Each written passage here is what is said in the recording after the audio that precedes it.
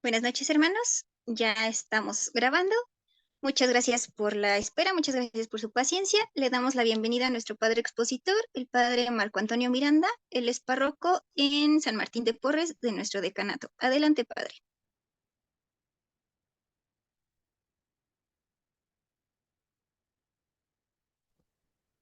Muchas gracias. Buenas noches a todos. Pues vamos a disponernos. Vamos a hacer una breve oración. En el nombre del Padre, y del Hijo, y del Espíritu Santo. Amén. Señor Jesús, abre nuestros ojos y nuestros oídos a tu palabra para que podamos leer y escuchar tu voz, meditar tus enseñanzas. Despierta nuestra alma, nuestra inteligencia, para que tu palabra penetre en nuestro corazón y podamos saborearla y comprenderla. Danos una gran fe en ti, para que tus palabras sean para nosotros tantas luces que nos guíen hacia ti, por el camino de la justicia y de la verdad. Habla, Señor, que yo te escucho y deseo poner en práctica tu doctrina, para que tus palabras sean para mí vida, gozo, paz y felicidad. Háblanos, Señor, tú eres nuestro Señor y nuestro Maestro, y escucharemos solo las palabras que vengan de ti. Amén. En el nombre del Padre, y del Hijo, y del Espíritu Santo. Amén. Bien, pues ya ustedes estuvieron viendo acerca de los libros proféticos, ¿no? Ya se les habló cómo se dividen en profetas mayores, profetas menores, de acuerdo a la extensión de sus libros, ¿no? De su escrito. Ya vieron cómo el profeta es un naví, ¿verdad? Alguien que habla con vehemencia, en el nombre de Dios, en el nombre de Yahvé. No habla a título personal, sino en el nombre de Dios. Y pues algo más que decir del profeta, a quien nos toca hablar, ¿verdad? Del profeta Isaías, pero algo más que decir es, eh, tenemos que quitarnos esa visión, ese concepto de que un profeta es un adivino. Y llaman a una persona pues, que adivina el futuro o predice. No, no, no, no es así. No es así. Algunos le llaman a este hombre Nostradamus, profeta y demás, ¿no? Y hay que tener mucho cuidado, ¿no? Un profeta habla siempre de parte de Dios. No es ni un astrólogo, no es un visionario, aunque los profetas en algún momento hayan hablado del futuro, del pueblo. Incluso algunos tuvieron visiones divinas, digamos. El profeta esencialmente va a ser el hombre de la palabra de Dios. Dios a través de él va a hablar, ¿no? Ya después nos va a decir, ¿verdad? El libro de los Hechos de los Apóstoles, cómo Dios de muchas maneras habló al mundo, pero ahora nos habla a través de su Hijo Jesús. Bien, y por eso un profeta es un hombre que está arraigado en la historia de su pueblo, ¿eh? No va a hablar de un pueblo que no conoce. Está arraigado en la historia de su pueblo y sobre eso es lo que tiene que comunicar. Él conoce sus raíces, su origen, su pasado, las costumbres, tradiciones de su pueblo. Y también es importante decir que un profeta, pues no solamente era un fenómeno en el pueblo de Israel, ¿eh? En otros lugares los reyes se hacían rodear de profetas, ¿eh? Los reyes tenían profetas. Siempre estaban los profetas en general a servicio del rey. Por ejemplo, eh, Elías, ¿no? En el Monte Carmelo, ¿recuerdan cuando decidió perseguirlo la reina Jezabel? Porque Elías estuvo hablando con los profetas de Baal y a los que puso en ridículo, ¿no? Que el pueblo ya estaba confundido. ¿A quién le hacemos? ¿Al profeta Elías o al profeta, a los profetas de Baal, que son muchos más, y por eso puso esa prueba, ¿no? Vamos, récenle a su Dios, y pusieron un altar con una res y díganle que mande el fuego. Y aquellos profetas, más de 400 profetas, entraban en trance, se picaban el cuerpo, se sangraban y no hacían nada. Isaías les decía, perdón, Elías les decía, grítele más fuerte porque a lo mejor está ocupado, debe estar en un negocio. Y aquellos bailaban más y no pasó nada, ¿no? Y hasta que Elías mandó mojar todo el altar, mandó hacer una zanja alrededor del altar, y todo lo que le echaron de agua a la ofrenda, pues se llenó la zanja, y invocando a Dios inmediatamente, pues Dios prendió el fuego y consumió en un instante tanto el agua de la zanja como la ofrenda, ¿no?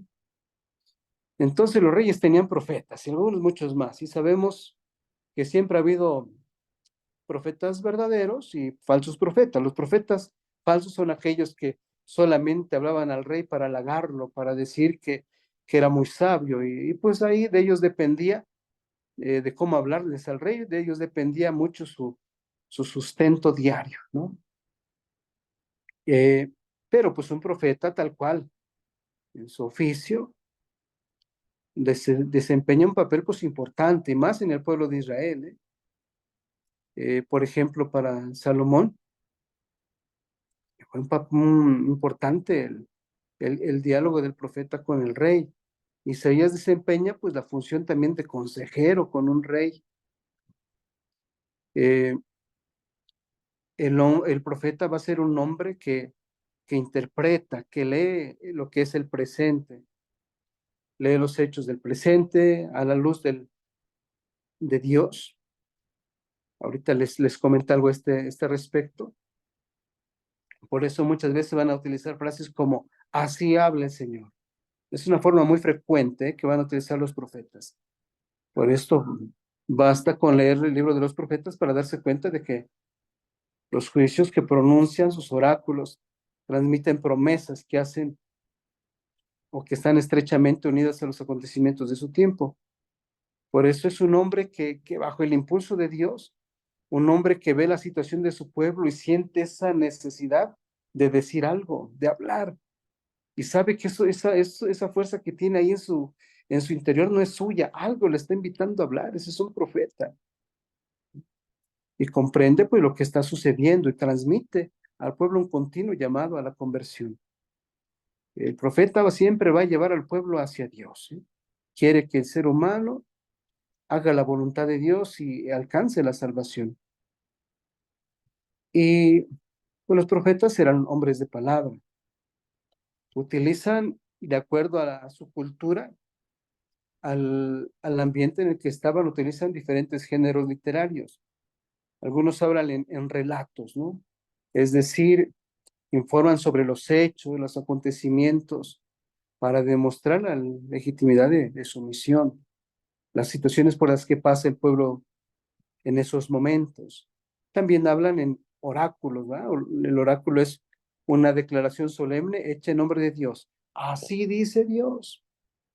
Y por eso utilizan siempre esa expresión. Así habla Yahvé, oráculo de Yahvé.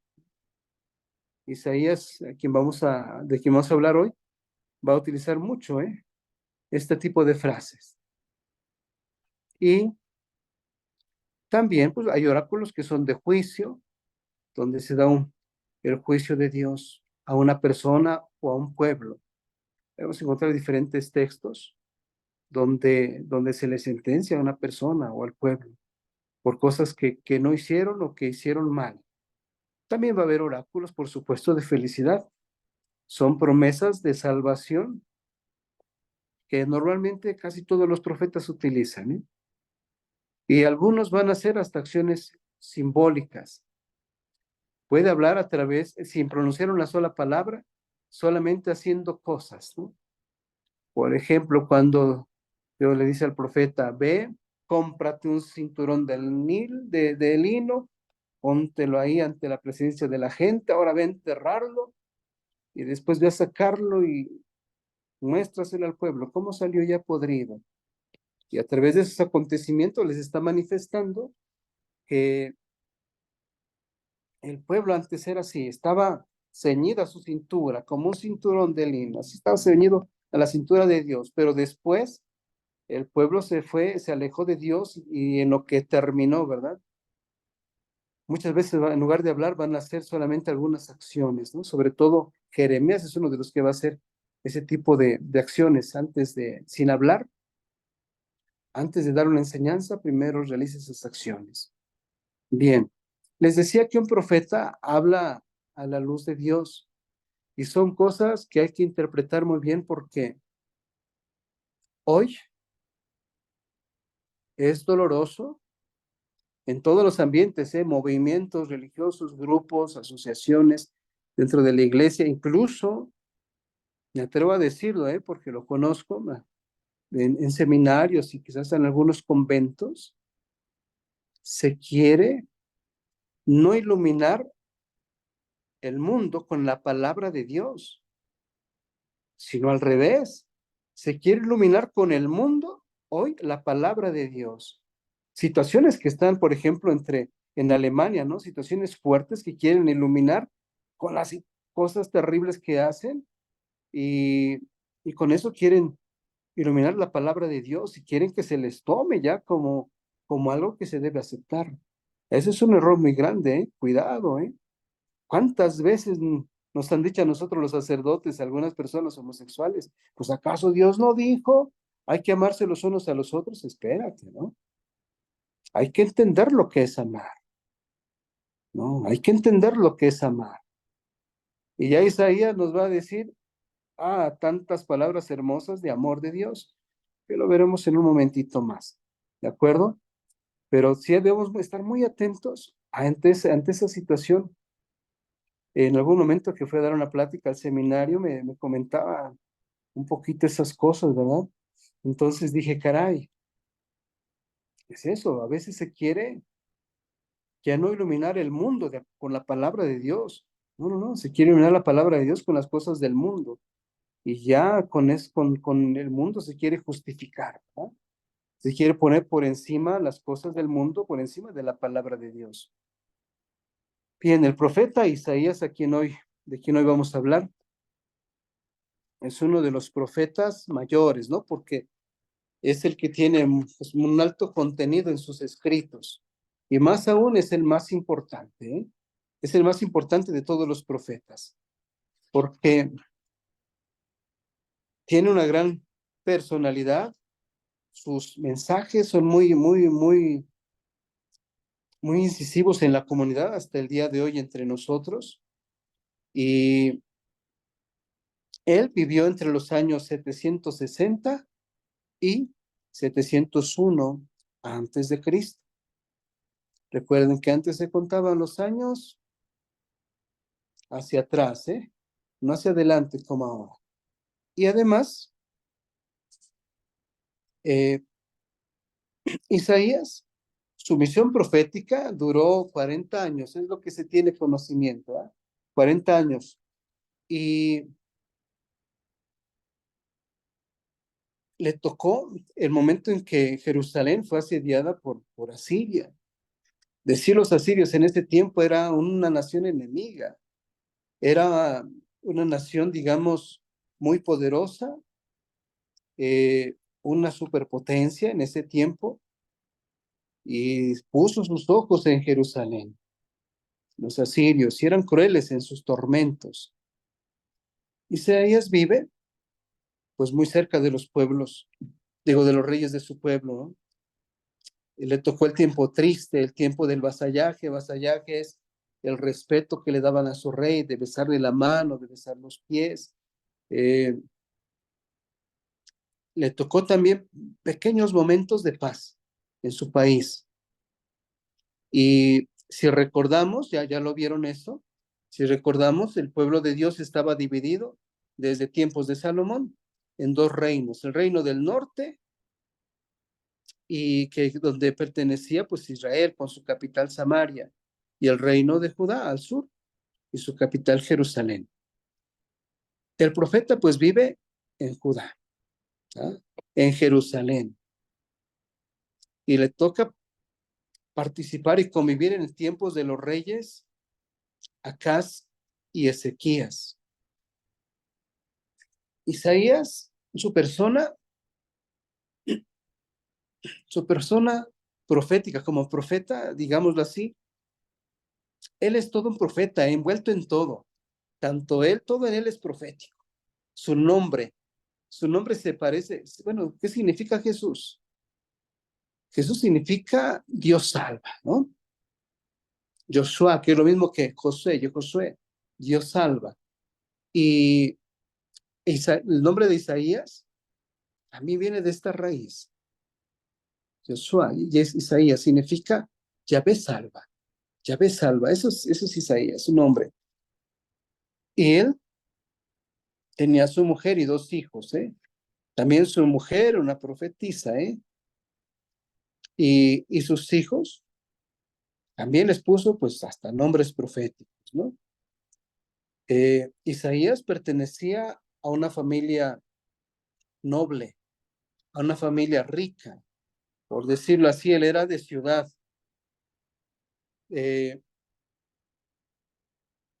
Por eso, su estilo es considerado pues puro y clásico, ¿no? Es decir, trata con reyes y con altos funcionarios. En diferentes textos del libro, vamos a ver cómo les habla con mucha familiaridad a los reyes, a los ricos, olvidándose del vasallaje que les dije, ese tipo de sumisión al rey, a la autoridad. Oh, él les habla con mucha familiaridad a ellos. Por eso se dice que pertenece a una clase alta elevada, ¿no? Por eso Dios no solamente llama a los pobres, también a los ricos. Y además recuerden, aquí les hago un breve comentario, ¿no? Rico, sobre todo en la Biblia, no es aquel que no tiene dinero. Perdón, aquel no es aquel que tiene dinero, y pobre no es aquel que no tiene dinero, ¿no? Rico es aquel que está lleno de Dios, pobre es aquel que se reconoce siempre necesitado de Dios. Ese es el pobre en la Biblia, sobre todo es ese, aquel que se reconoce siempre necesitado de Dios, ¿no? Ese es el pobre. Isaías, pues en con su condición material era un hombre rico, una, una clase alta, un hombre de ciudad, decíamos, ¿verdad? A diferencia de Miqueas y de Amós, que eran de pueblo, ¿no? Hombres de campo. Y a Isaías le toca iniciar su misión profética con la muerte del rey Osías. Eso es en el año 740. Ahí es donde comienza su personalidad fuerte, decidida, un hombre seguro de su vocación, el llamado que recibió de Dios. Interviene enérgicamente contra la corrupción de Judá y de Jerusalén y ejerce una influencia decisiva bajo el reino de Ezequías, de quien fue su amigo y consejero. Y vamos a ver ahí su acción, pero de repente vamos a ver que Isaías desaparece de las escenas y vuelve a aparecer cuando ya Siria logró invadir Judá y va a imponer fuertes tributos a todo el pueblo de Israel que ha sometido. El libro de Isaías comprende 66 capítulos. No podemos decir que Isaías lo redactó totalmente. No, no, no. Fueron discípulos suyos que lo fueron redactando. Y el libro de Isaías es una recopilación de varios profetas que fueron discípulos suyos, escritos en tiempos diversos. La parte original del profeta parece que es la primera parte solamente, los primeros 39 capítulos. Por eso el libro de Isaías se divide en 3 grandes partes.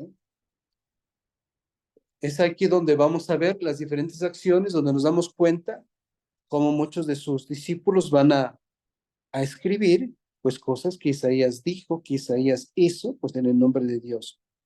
Esas 3 grandes partes son: la primera, el proto-Isaías. La palabra proto, así como suena en griego, significa primero, ¿no? De ahí viene la palabra prototipo, ¿no? Los protozoarios, los primeros animales, ¿no? La palabra proto es eso, ¿eh? Proto-Isaías, el primer Isaías, y abarca del capítulo 1 al capítulo 39.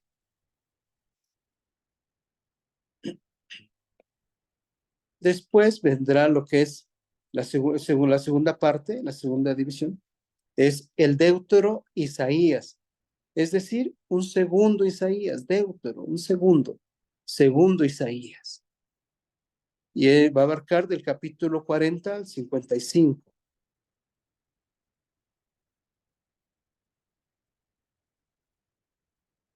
Y vendrá después el trito Isaías, es decir, tercer Isaías, trito, tercero, que abarcará del capítulo 56 al 66. Aquí nada más son 10 capítulos. De hecho, lo más importante del libro de Isaías, todo es importante, pero lo más importante es lo primero, ¿eh? Y en el proto Isaías vamos a escuchar, pues, oráculos dirigidos al pueblo de Dios. Ahí es donde contiene la predicación de Isaías al pueblo de Judá. Y se van a alternar distintos oráculos de amenazas con otras promesas de salvación. Y va a terminar con ese himno de salvación, ¿no? Aquí es donde se habla del Emanuel. Ahí es donde dice, ahí es la promesa, es un himno de salvación, donde viene un momento de gozo, donde les dice, he aquí que la Virgen concebirá y dará a luz un hijo. Su nombre será Emanuel, Dios con nosotros, Dios con nosotros. Viene una promesa ahora muy grande, aunque ahorita les voy a decir algo de esto, ¿eh? En un momento se los dice, los aclararé más. Es ahí donde habla sobre el Emanuel por primera vez, Dios con nosotros, que literalmente es Dios, pone su campaña, su tienda de campaña entre nosotros. Es decir, Dios se viene a ser nuestro paisano, viene a hacerse nuestro vecino, nuestro compañero, Él viene a experimentar de nuestras costumbres y tradiciones, Él viene a estar con nosotros, se hace como nosotros, Dios con nosotros, ¿no? Compañero, porque compañero significa el que comparte el pan, companero, ¿no? El que comparte el pan, eso significa. Y ahí es donde se habla, en ese proto Isaías, lo de Manuel, por eso decíamos que es la parte más importante, ¿verdad? Y también los capítulos 13 al 23, hay oráculo contra naciones extranjeras. Aquí también suena el tono de amenaza y castigos, pero también se anuncia promesas de salvación para todos los pueblos. No todo es amenaza, también son promesas de salvación. Y en los capítulos del 24 al 27, como es un poquito largo, pues no voy a estar extendiendo ahorita leyendo tanto los textos, no terminaríamos, ¿va? Es el profeta más largo. Del capítulo 24 al 27 viene ahí lo que se conoce como la gran apocalipsis de Isaías. Es una síntesis de un balance final del juicio salvador de Dios. Es decir, va a anunciar que toda la tierra quedará sometida al juicio de Yahvé y se va a instaurar definitivamente el reino de Dios. Eso es lo que va a anunciar, es el libro del Apocalipsis de Isaías en ese momento, no es el Apocalipsis de Isaías. Aquí es donde decimos que seguramente estos capítulos no vienen directamente de Isaías, sino de sus discípulos. Bien. Y del capítulo 28 al 33 viene lo que es el oráculo del pueblo de Dios. Aquí es donde surgen los famosos ay de Isaías. Ay de ti, Israel, ay de ti esto. Por eso Yahvé es el dueño de la historia. Y va a decirle a Siria, ¿verdad? Que parece una potencia invencible y se va a caer, ay de ti, vas a caer por tu misma arrogancia. El pueblo elegido será humillado, también por su orgullo, por sus infidelidades. También van los hay contra Israel. Pero después va a decir, pero vendrá un tiempo mesiánico de gloria, donde se va a restaurar otra vez el reino de Dios. Eso es del 28 al 33, los famosos ayes, los ayes de Isaías, así se le conoce. Y en el capítulo del 34 al 35 viene lo que es la pequeña escatología. La palabra escatología viene de esa palabra griega, eschaton. Eschaton, que significa pues lo último, ¿verdad? Lo último, los últimos tiempos. Ahí es donde se describe en un lenguaje apocalíptico el aniquilamiento de los enemigos del pueblo de Dios. Eso va a pasar. Si con Edom a la cabeza y el pueblo elegido, pues va a recibir una bendición divina. Van a desaparecer los enemigos. Esa es la parte escatológica. Y ya la última parte de este proto Isaías, del primer Isaías, del 36 al 39, es la parte histórica, ¿no? Donde escribe cómo fue la invasión de Asiria, que estaba al mando el jefe Sennacherib, y primero conquistado el norte de Samaria, y luego asedió hasta Jerusalén. Pero a la Jerusalén no la puede conquistar por un designio divino, ¿eh? E incluso esa parte de que no pudo conquistar a Jerusalén, lo va a decir el libro de los Reyes en el capítulo 18 al 19. Bien, eso es en la primera parte del Deutero Isaías. Y en la segunda parte, Isaías, el segundo Isaías, el Deutero Isaías, que comprende del capítulo 40 al 55, habla de su destierro a Babilonia. El pueblo ha sido invadido y empieza el exilio, empieza su marcha, va a partir.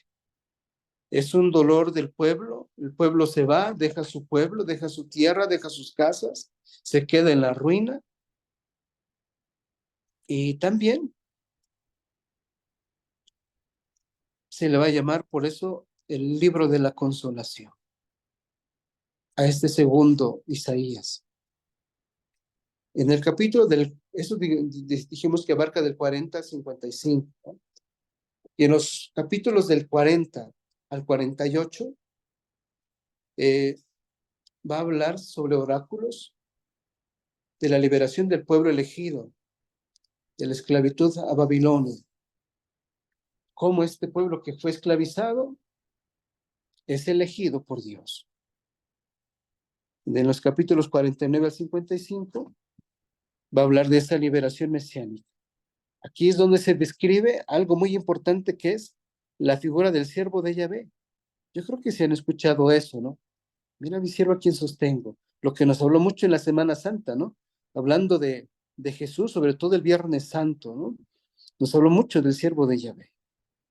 Cómo nos presenta a este siervo de Yahvé, que es con un parecido enorme a Jesús.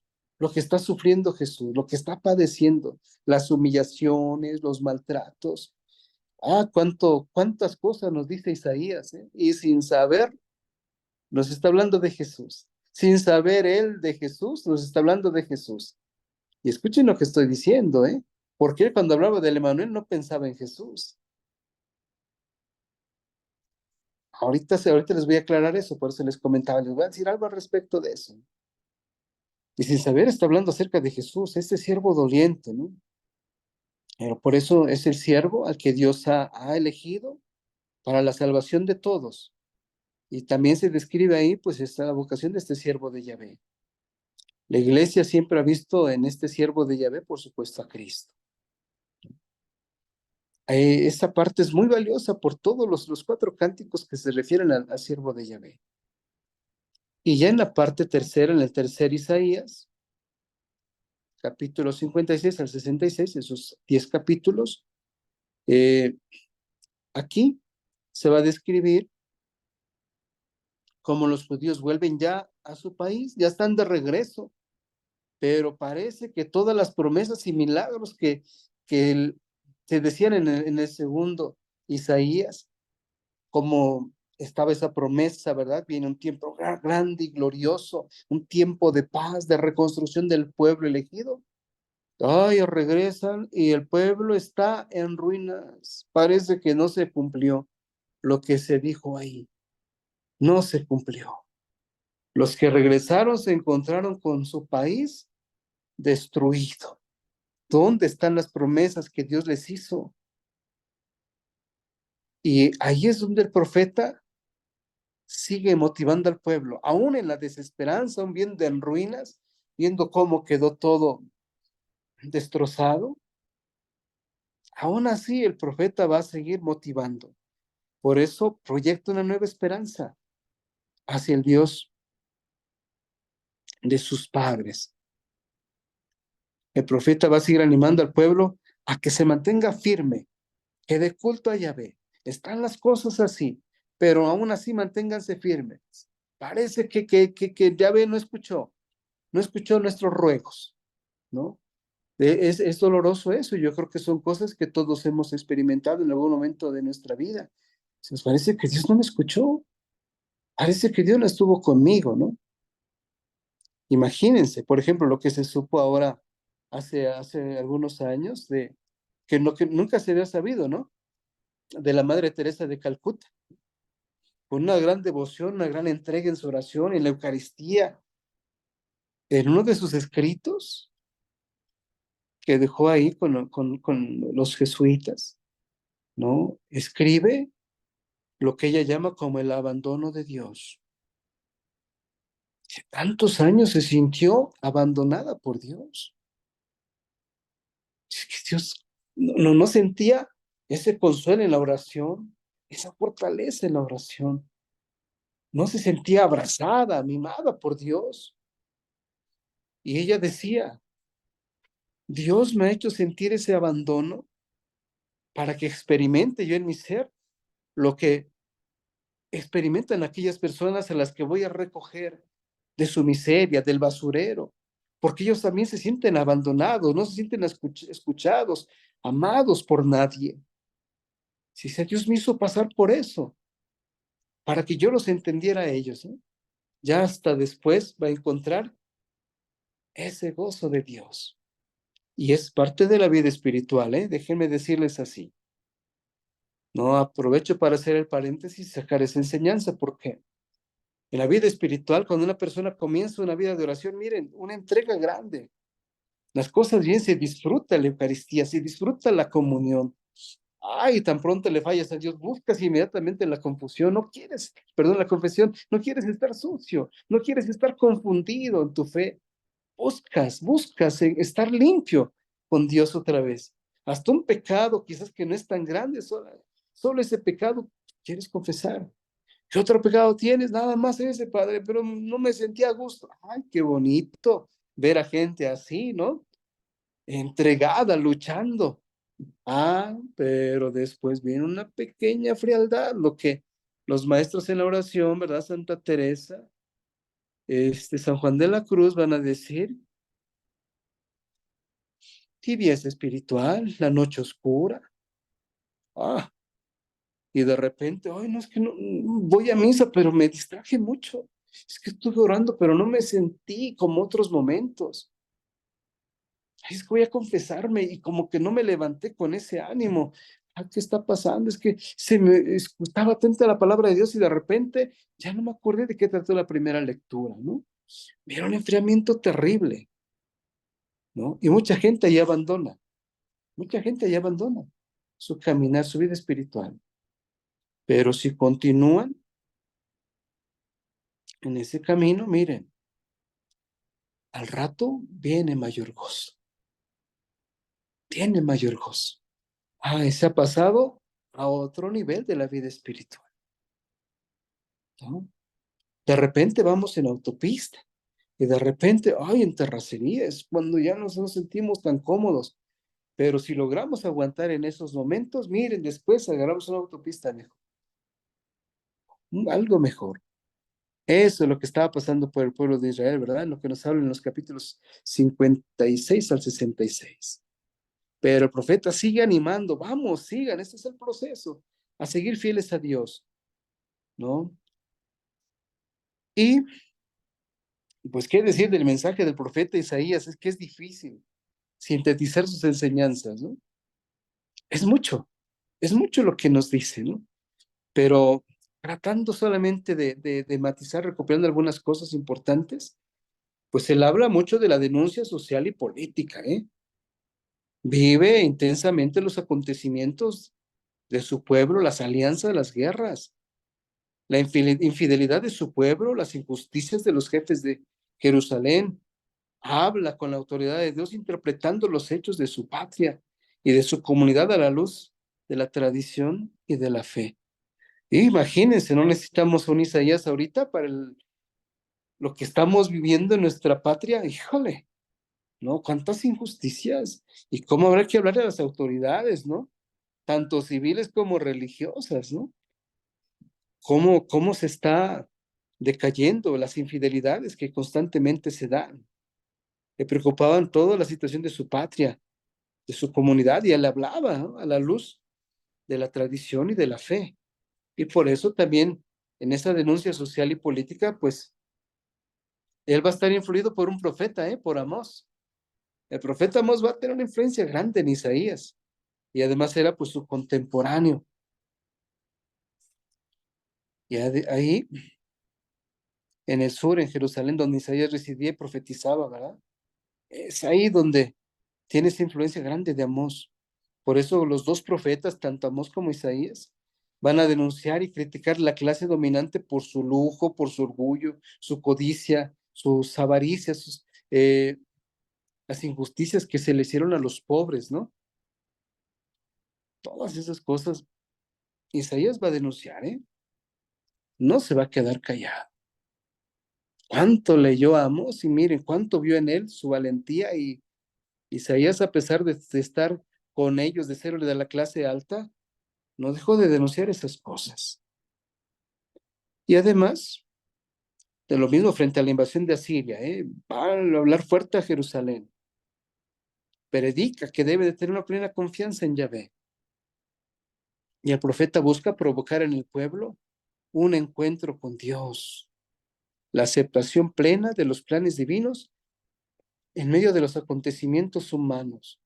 Miren, de ese encuentro con Dios depende nuestra vida, ¿eh? Si no hay un encuentro con Dios, nuestra vida está en ruinas. Eh, ¿Por qué razón? Se los digo de esta manera, ¿no? Nuestra vida va a depender de la relación que tengamos con Dios. Si tu relación con Dios va mejorando, tu vida irá mejorando. Si tu relación con Dios va siendo más distante, si no, ya no hay un encuentro con Dios, tu vida va cayendo en lo más terrible, ¿eh? Por eso nuestra vida depende de la relación que tengamos con Dios. Ese encuentro con Dios es importante, de ahí depende todo.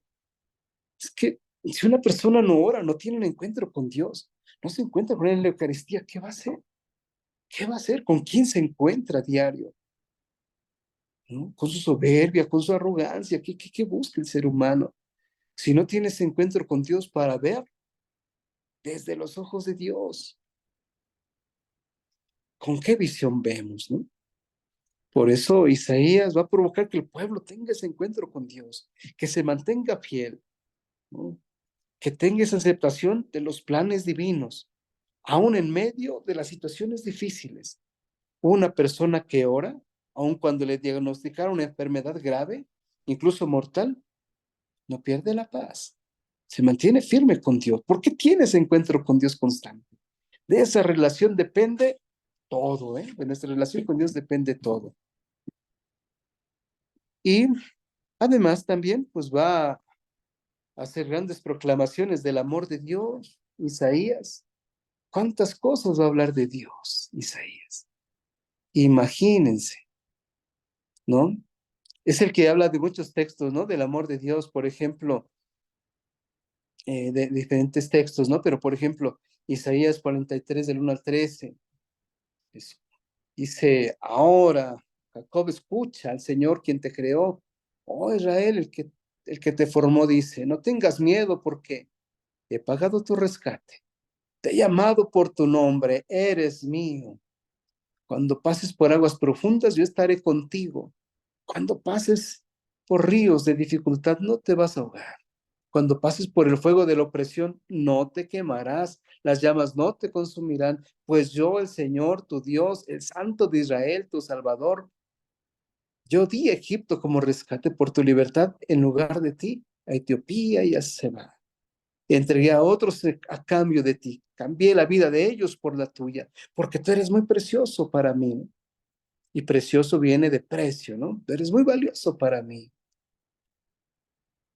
No tengas miedo porque yo estoy contigo. Te reuniré a ti, a tus hijos de oriente a occidente. Traigan a mis hijos e hijas de regreso a Israel. ¿No? Miren cuántas cosas dice, ¿no? Incluso recuerdan ese texto donde dice, tengo tu nombre tatuado en la palma de mi mano. Te tengo siempre presente. Ah, cuántas maravillas, ¿no? Cuántos textos de amor de Dios. Por eso a veces más que leerlos son para meditarlos y de rodillas, ¿no? Cuando el ser humano se siente abandonado, incomprendido, deprimido, ¿no, hombre?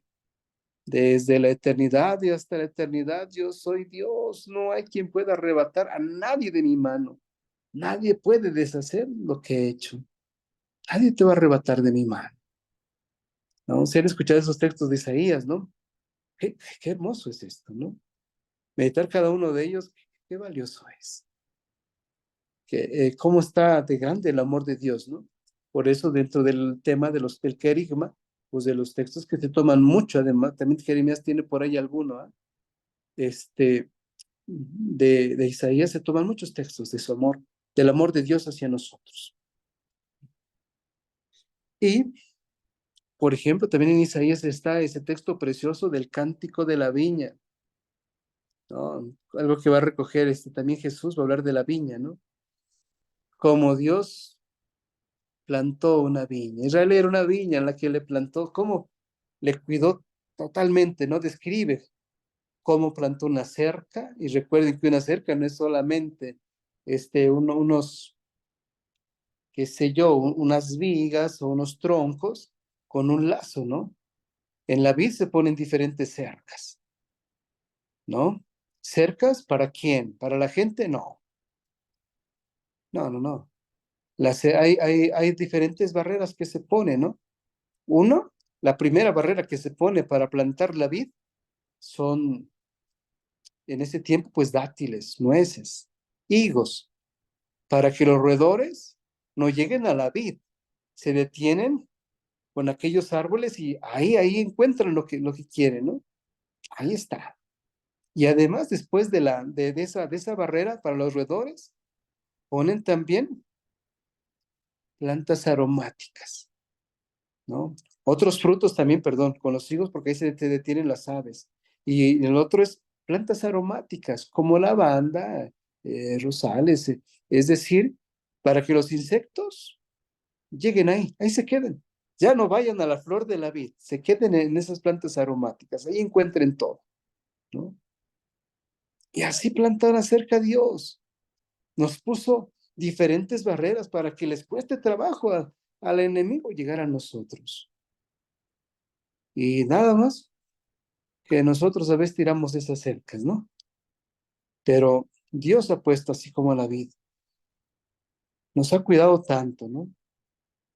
Esta historia de la vida, pues es una bella, profunda apología del amor de Dios por su pueblo, y de la ingratitud que el mismo pueblo le tiene a Dios, caray. Como este pueblo no quiso dar frutos con todo lo que Dios hizo, con todo lo que Dios le rodeó, y mira, a cuántas gentes no les puso papás buenos, amigos buenos, gente que te hablara de Dios y te burlaste del que te hablaba de Dios y te fuiste con el que te alejaba de Dios. ¿Mm? la ingratitud del pueblo de Israel. Ese cántico de la viña es hermoso, manifiesta el amor de Dios y manifiesta también la ingratitud que el ser humano tuvo para con Dios.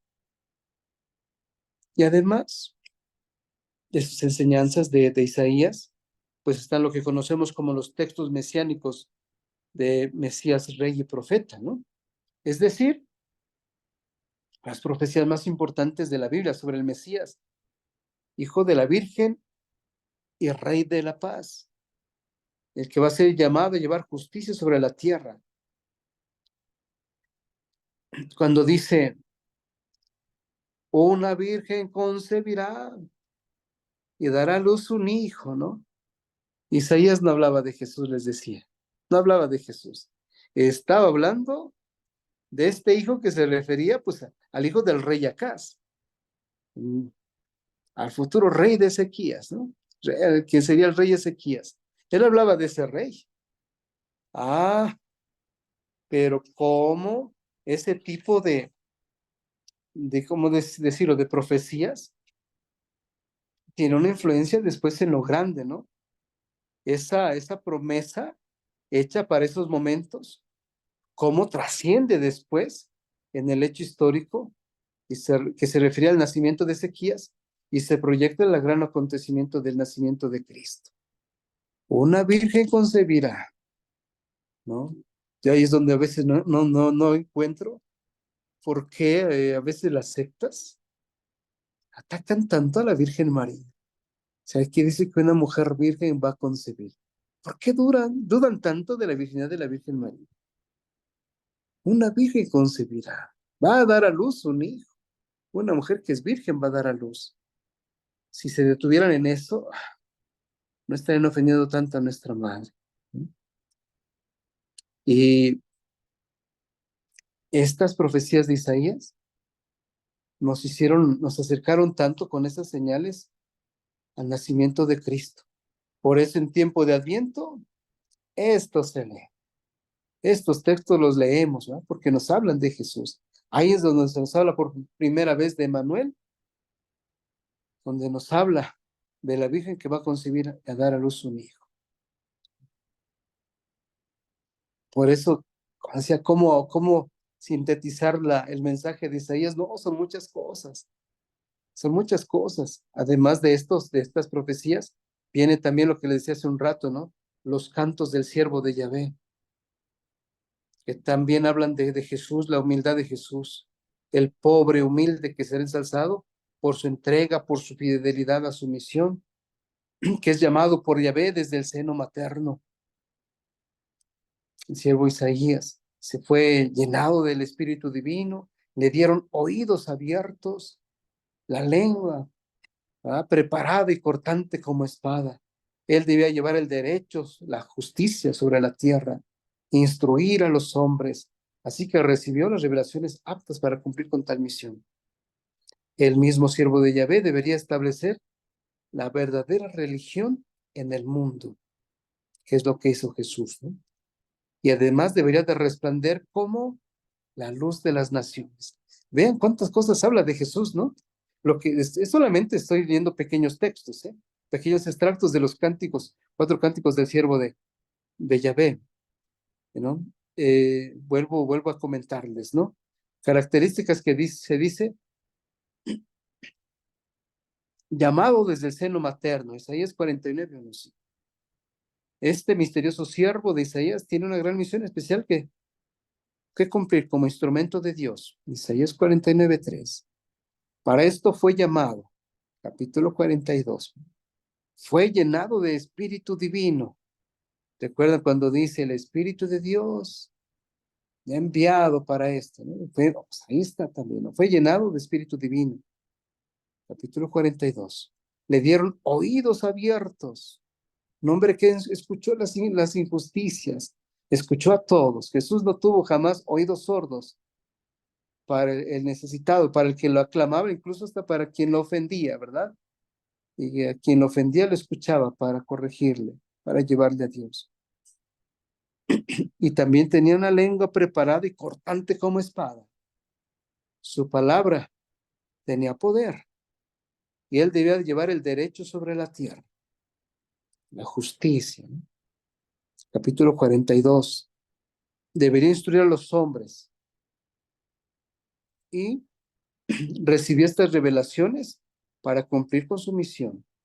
Y acuérdense lo que decía, no todo lo que yo lo digo, no lo digo por mi cuenta, sino es mi Padre quien me lo ha dicho y se los digo a ustedes. Y también debería de establecer la verdadera religión en el mundo. Él fue el que les dice, ¿verdad? Los poderes yo estaré con ustedes todos los días hasta el fin del mundo. Los poderes del infierno no prevalecerán sobre ustedes. Yo he fundado esta iglesia y además debía resplandecer como luz de las naciones. Así como le dijeron a Jesús, ahí el profeta Simeón, cuando fue presentado en el templo. Y además, entre otras cosas, dice, ¿verdad? ¿Cómo fue llevado? Pues al matadero, sin ruido, aparentemente derrotado. Aceptó por estos ultrajes y desprecios. No sucumbe porque el mismo Dios lo sostiene. A pesar de tanto, no sucumbió. Y además fue tratado como malhechor, azotado por Dios. Capítulo 53. Llevado a una muerte vergonzosa. ¿De acuerdo? Pues hoy que celebramos la Santa Cruz, pues decíamos, ¿no? La muerte de cruz, lo más terrible, lo más humillante, lo más vergonzoso, ¿no?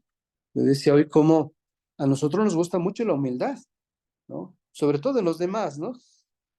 Nos gustaría a nosotros tener esa humildad, ¿no? Pero dice San Agustín, la humildad es tan sublime que cuando alguien dice que la tiene, en ese momento la acaba de perder, ¿no? Pero nos gusta mucho la humildad, pero lo que no nos gusta son las humillaciones. ¿No te gustaría que te humillaran? Que te trataran de lo peor, que te despreciaran. Y Jesús padeció esas humillaciones. La muerte de cruz era una humillación terrible, pero esas humillaciones cuando las llevas de la mano de Dios, cuando las enfrentas de la mano de Dios, te hayan calumniado, te hayan dicho la verdad, aún así cuando te hayan humillado, mira, de la mano de Dios, te unen a Dios de una manera tan grande, te hace crecer en una, digamos, en una espiritualidad demasiado fuerte, ¿eh?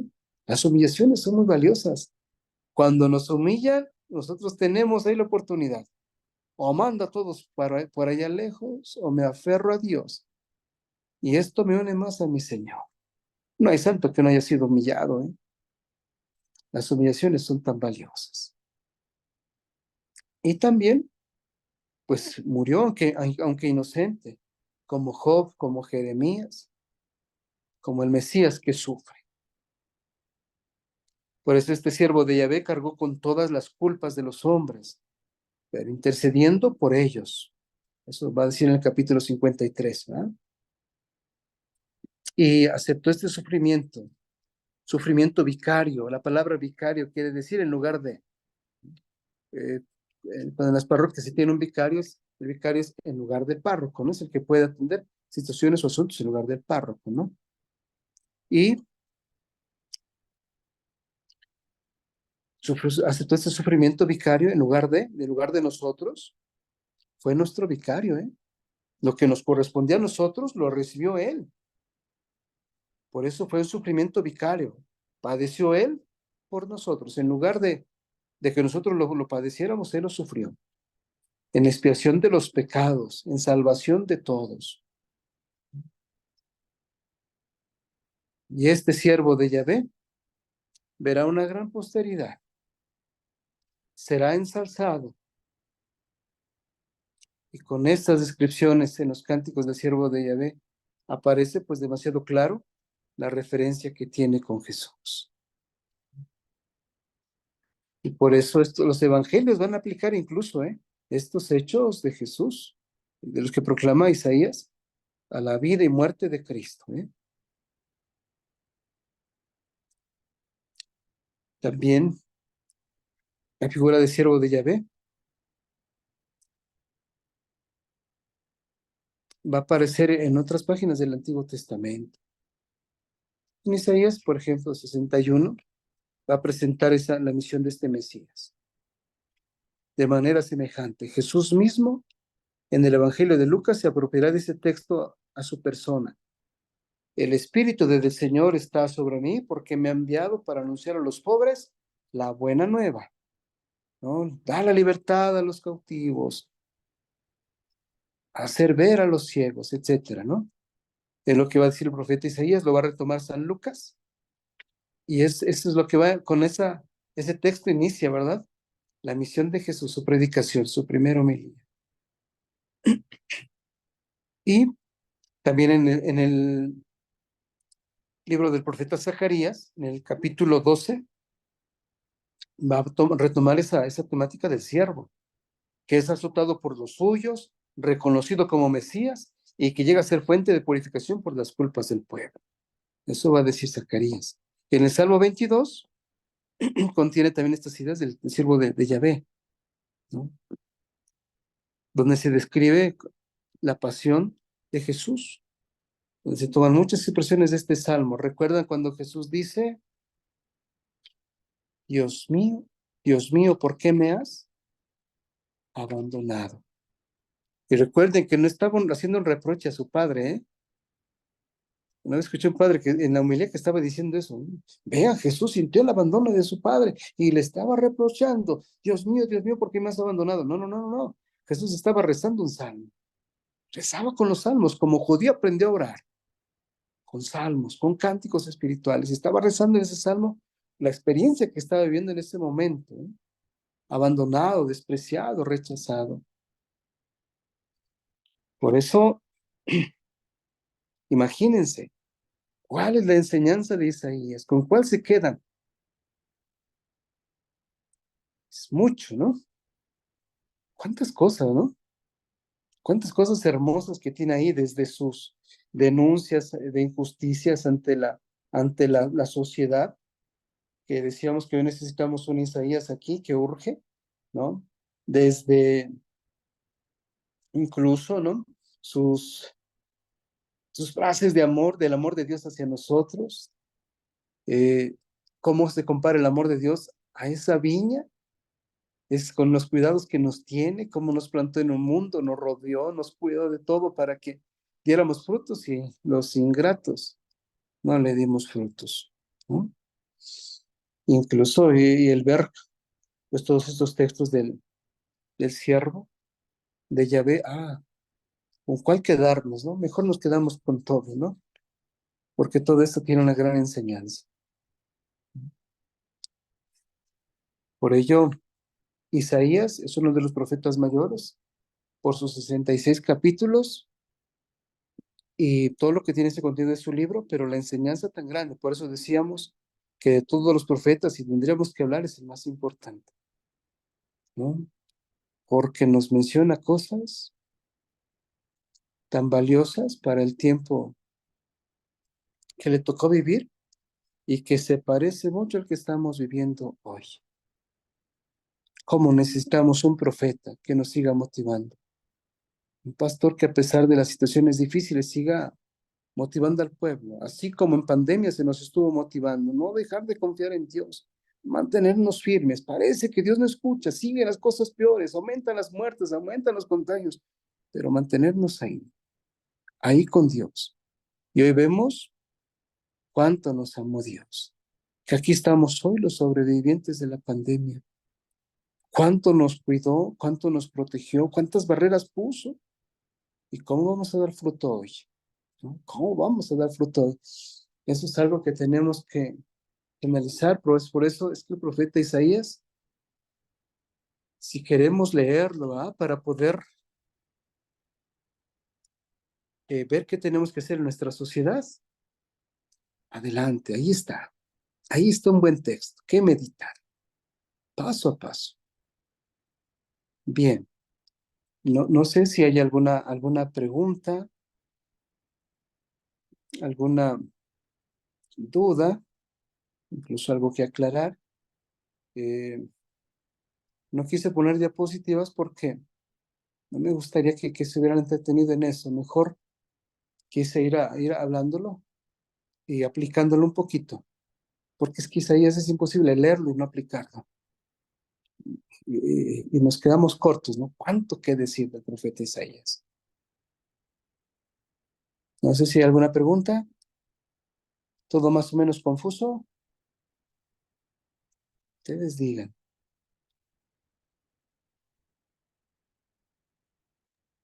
Buenas noches, hermanos. Ya está activo el chat por si ahí quieren poner sus comentarios. Si no, también les pedimos usar la función de levantar la manita y les iremos activando sus micrófonos.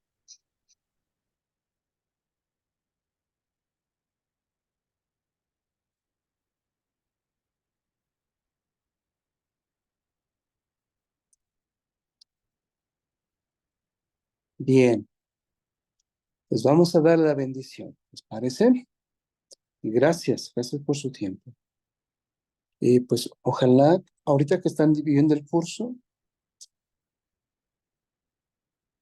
gracias. Ahorita que están viviendo el curso, eh, traten de ir leyendo esos textos, ¿eh? No se queden solamente con la estructura del libro, léanlo, aprovechen, es una maravilla, ¿no? Gracias. Bien. En el nombre del Padre, y del Hijo, y del Espíritu Santo, gracias, Señor, porque a través de tus profetas, como era el profeta Isaías, nos ayudas a descubrir las maravillas de tu amor y a seguirnos alentando para continuar la vida. A veces pasamos por tribulaciones y dificultades que no esperábamos. Quizás muchas veces hemos dudado de tu presencia entre nosotros, de tu amor, pero tú, Señor, siempre nos cierras la boca porque nos demuestras cuánto nos amas y cuánto nos bendices. Ayúdanos, Señor, para poder mirar en los acontecimientos de cada día tu presencia, el amor que nos tienes en cada detalle. Son muchas cosas en las que nos has rodeado de tu misericordia. Danos la oportunidad de que podamos corresponderte. No queremos ser tan ingratos, pues queremos caminar todos los días hacia ti y haz que en cada día de nuestra vida tengamos ese encuentro contigo, pues del que dependen nuestras decisiones, del que depende nuestro crecimiento, del que depende el tener una vida más santa, así como tú nos lo pides. Te lo pedimos a ti que vives y reinas por los siglos de los siglos. Y la bendición de Dios Todopoderoso, Padre, Hijo y Espíritu Santo, descienda sobre ustedes y les acompañe siempre. Amén. Pues buenas noches a todos. Un abrazo. Dios les siga llenando de bendiciones.